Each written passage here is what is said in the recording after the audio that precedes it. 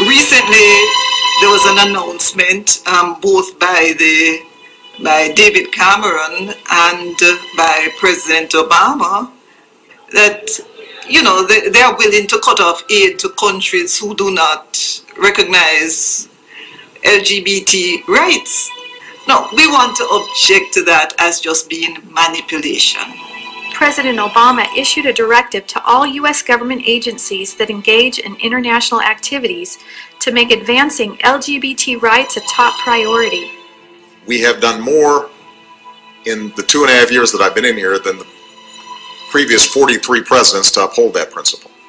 The Obama administration defends the human rights of LGBT people as part of our comprehensive human rights policy and as a priority of our foreign policy.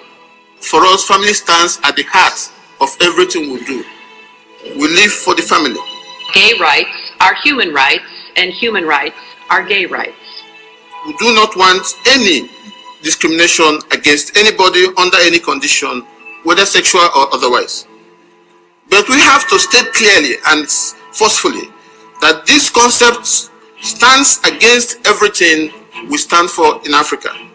They actually said that for us to combat HIV and AIDS, we needed to legalize prostitution, legalize homosexuality. Infection rates are going up in the U.S.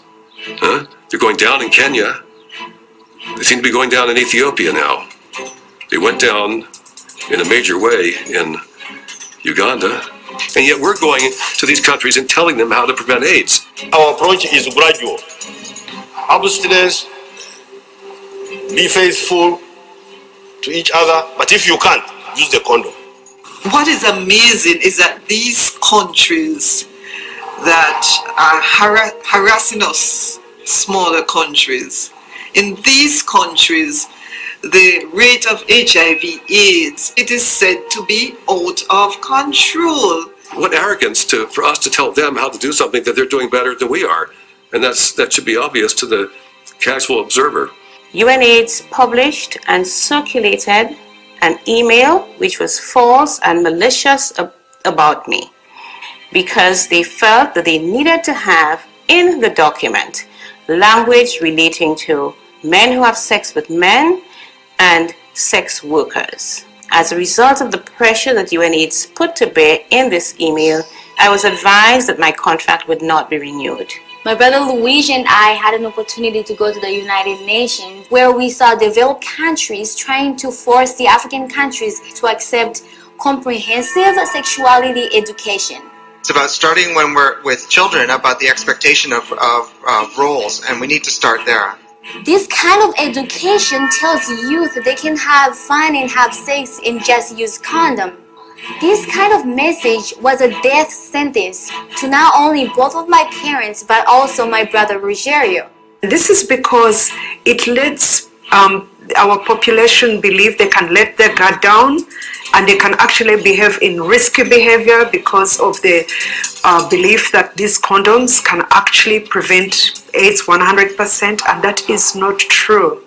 In Dr. Green's book, Broken Promises, How the AIDS Establishment Has Betrayed the Developing World, he says the research shows that the sexual rights approach to AIDS prevention, championed by the UN and Western donor countries, may actually be increasing the rate of infections, not bringing them down.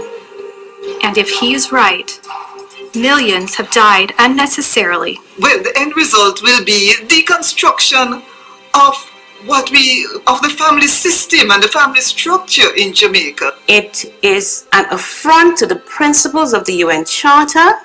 A UN agency should not be allowed to overstep its bounds in such a manner. What we're seeing is the LGBT agenda being pushed, like a carrot stick for aid money. You want aid money, then you must change your laws. These issues of gays, trans rights, transsexuals. This is a new form of imperialism, I must say. But Stoneburner said that history will look back on this period and say one of the great abuses of the latter part of the 20th century is a failure to do AIDS prevention in ways we know are effective. It's deception.